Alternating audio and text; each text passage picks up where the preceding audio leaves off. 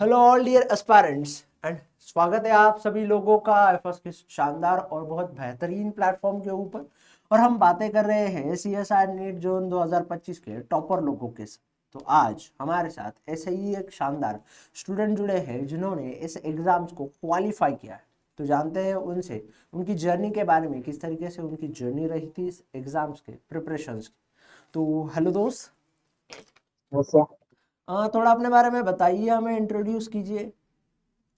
Sir मेरा नाम उर्विश पटेल है। मैंने अपने होम टाउन से ही अपना बैचलर और मास्टर क्लियर किया है और फिर जनवरी 2023 में मैंने बैच ज्वाइन करके प्रिपरेशन शुरू किया था। और तब से 3 बार मेरा एलएस निकल चुका है, हर बार हाई रैंक से। और इस बार जब पिछले जून 2025 का हुआ तब ऑल इंडिया रैंक 36 को मेरा एलएस क्लियर हुआ है लाइफ साइंस सब्जेक्ट में। ओके ओके ओके, चलिए बहुत बढ़िया, बहुत शानदार दोस्त। अब मुझे ये बताइए कि सीएसआर नेट को क्यों चुना, और इतने 3 अटेम्प्ट्स में मल्टीपल टाइम्स एलएस होने के बाद अब वो जो जेआरएफ वाला कट ऑफ है वो क्यों क्रैक नहीं कर पा रहे हो? सो तो सर मुझे भी अभी आप ही से वही डिस्कस भी कर रहा था कि हर बार पॉइंट 1 पॉइंट 2 पॉइंट 3 से हर बार वो रह जाता है, तो वो क्या वो मैं कहाँ पे मैं फंस रहा हूँ। फिर भी मतलब पूरा सिलेबस तो मेरा शायद से हर एक पॉइंट से कवर है, कहाँ पे मेरा रहता है। ओके और जेआरएफ सर एक सपना भी है मेरा, मुझे जेआरएफ पाना ही है। ओके, तो फिर सपना है तो मिल जाएगा, मंजिल है तो पा लोगे, बस एक बार और दफा अपनी मेहनत के ऊपर थोड़ा जोर दीजिए। चलिए, पहले तो कॉन्ग्रेचुलेशन है दोस्त, आपका बहुत शानदार लाजवाब रैंक हासिल किया है पूरे आईएफएस की तरफ से। ठीक है। Thank you sir, thank you. Okay, अब मुझे ये बताओ कि ये जर्नी की शुरुआत कब हुई थी, किस तरीके से हुई थी, और कैसे पढ़ते थे, क्या डेली रूटीन होता था आपका? सर मास्टर्स में मुझे पता चला था दोस्तों से कि सीएसआई नेट करके कोई एग्जाम आता है। उन्हीं दोस्तों से ये भी पता चला कि आईएफएस करके कोचिंग है, तो मैंने फिर जैसे मास्टर खत्म हुआ मैंने आईएफएस ज्वाइन किया। और आईएफएस में जब जैसा शेड्यूल रहता था, सुबह के 2 क्लास तो दोपहर तक वो ज्वाइन करता था। जैसे कोर्स खत्म हुआ मेरा, नोट्स बन गए थे सारे, तो फिर तो मतलब नोट्स ही पूरा कर रहा था मैं, ओके, नोट्स में से ही सारी पढ़ाई की। अरे वाह दोस्त, बहुत बढ़िया, लाजवाब। अब मुझे ये बताओ कि ऐसा क्यों लगा कि मतलब या आपका जो एक्सपीरियंस है उसमें आपने 3 अटेम्प्ट्स में एलएस क्रैक कर लिया है और जेआरएफ से रह जा रहे हो, तो उसमें आपको क्या लगता है कि क्या फॉल्ट रहे होगे, क्या दिक्कत रही होगी?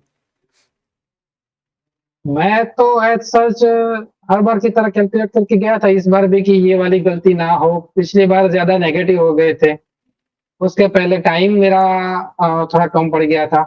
इस बार तो हर कुछ मतलब कैलकुलेशन के हिसाब से था, फिर इस बार क्यों हुआ मुझे मालूम नहीं। 2 गलतियां मैंने रिकवर कर ली हैं, इस बार की अभी देख रहा हूँ क्या मेरा बच रहा है। कोई बात नहीं दोस्त। चलिए, अब मुझे ये बताइए कि आईएफएस के साथ आप कैसे जुड़े? सब दोस्तों से ही पता चला था कि आपकी कुछ एएफएस की कोचिंग बढ़िया रहती है, तो मेरा मतलब सारा कह सकता है 99% तो कोचिंग आप आईएफएस से ही है, थोड़ा बहुत अपने जो लेक्चरर सर है उनसे है। ओके, और कितने यूनिट्स पढ़े सीएसआर नेट के लिए आपने? मैंने सर 10 to 11 समथिंग। ओके, तो 10 to 11 यूनिट आपने पढ़े हैं। उसमें से मुझे बताओ कि कौन सा यूनिट जो है तुम्हें इजी लगता है और कौन सा यूनिट जो है तुम्हें हार्ड लगता है? इजी लगता है सर वो सेल बायोलॉजी, हार्ड में कोई है नहीं ज्यादा। हर एक मतलब उसके ऊपर के सारे इजी सेम ही लेवल के, कोई हार्ड तो आज तक नहीं लगा मुझे कोई इतना ज्यादा। क्योंकि पहले जब मैं मास्टर्स कर रहा था तब मेरा बायोकेमिस्ट्री बहुत हार्ड था, लेकिन जैसे मैंने केसी सर से पढ़ना शुरू किया तो फिर मुझे बायोकेमिस्ट्री कुछ लगा ही नहीं। बहुत बढ़िया। चलिए, एंड मुझे ये बताइए कि जो आपकी जर्नी है उसमें हमें देखने को मिलता है कि जब हम स्टार्टिंग में प्रिपरेशंस को स्टार्ट करते हैं तो हमें बहुत मज़ा आता है, बहुत बढ़िया लगता है, फिर कुछ समय के बाद सैचुरेशन सा फील हो जाता है। तो उससे मतलब आपने कैसे स्ट्रगल किया, और आपने मल्टीपल अटेम्प्ट से प्रिपेयर कर रहे हो तो थोड़ा ज़्यादा ही एग्जॉस्टेड बर्नआउट सा फील होता है, तो फिर भी कैसे कंसिस्टेंसी मेंटेन रखते हो? राइट सर, वो हुआ भी है। मैंने मतलब पिछले साल थोड़ा छोड़ भी दिया था, जॉब किया थोड़ा, फिर पीएचडी भी एनरोल हो गया और उसमें फिर भी एक बार एक अटेम्प्ट, लास्ट अटेम्प्ट वाला मैंने छोड़ा था, मैंने नहीं किया था वो, दिसंबर 2024 का। फिर एक बार फिर से हो गया कि नहीं, फिर से अपना सपना पूरा करना है, तो सपने के पीछे फिर भागा मैं। कोई बात नहीं, बढ़िया है दोस्त, ऐसा ही सपना पूरा हो जाएगा। अब मुझे ये बताइए कि ऐसी क्या तीन चीजें रही या ऐसी चार पांच चीजें रही जिसकी वजह से आपको लगता है कि नहीं आपने ये जो एग्जाम है इन्हीं पांच वजहों से निकलता है या पांच चीजें आपको फॉलो करनी ही चाहिए। सर कंसिस्टेंसी तो करनी ही है। ओके। दूसरा। कंसिस्टेंसी, फिर नोट्स तो आप सब बनाते ही हो लेक्चर्स में। हम्म। फिर उसके बाद मेरा जो बढ़िया पॉइंट रहता है, मेरे कलीग्स के साथ भी मैं डिस्कस करता हूँ, तो कि मेरा जो मैं अटेम्प्ट करता हूँ तो पूरा प्रीवियस ईयर का क्वेश्चन पेपर लेके ही बैठता हूँ। हम्म। हम्म। तो मैं प्रीवियस ईयर के क्वेश्चन पेपर भी सारे जो जेआरएफ के थे वो अटेम्प्ट किए, वो भी चाहिए इसमें। बहुत और आईएफएस के मॉक टेस्ट भी टाइम टू टाइम जब भी आते रहते हैं वो भी देता रहता हूँ। बहुत बढ़िया। ठीक है। तो thank you so much for sharing your journey and your thoughts with us.